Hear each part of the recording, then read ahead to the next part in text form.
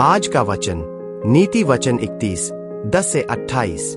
भली पत्नी कौन पा सकता है, क्योंकि उसका मूल्य मूंगों से भी बहुत अधिक है। उसके पति के मन में उसके प्रति विश्वास है और उसे लाभ की घटी नहीं होती। वह अपने जीवन के सारे दिनों में उससे बुरा नहीं वरन भला ही व्यवहार करती है।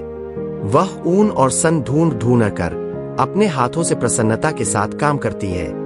वह व्यापार के जहाजों की नाई अपनी भोजन वस्तुएं दूर से मंगवाती है। वह रात ही को उठ बैठती है और अपने घराने को भोजन खिलाती है और अपनी दासियों को अलग अलग काम देती है। वह किसी खेत के विषय में सोच विचार करती है और उसे मोल ले लेती है और अपने परिश्रम के फल से दाख की बारी लगाती है। वह अपनी कटी को बल के फेंटे से कसती है और अपनी बाहों को दृढ़ बनाती है। वह परख लेती है कि मेरा व्यापार लाभदायक है। रात को उसका दिया नहीं बुझता। वह अटेरन में हाथ लगाती है और चरखा पकड़ती है।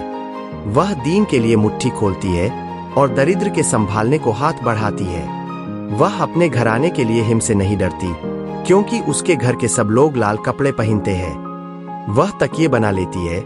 उसके वस्त्र सूक्ष्म सन और बैंगनी रंग के होते हैं। जब उसका पति सभा में देश के पुरनियों के संग बैठता है, तब उसका सम्मान होता है। वह सन के वस्त्र बनाकर बेचती है और व्यापारी को कमर बंद देती है। वह बल और प्रताप का पहिरावा पहने रहती है और आने वाले काल के विषय पर हंसती है।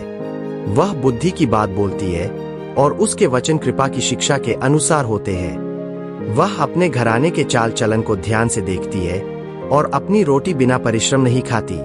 उसके पुत्र उठकर उसको धन्य कहते हैं। उनका पति भी उठकर उसकी ऐसी प्रशंसा करता है।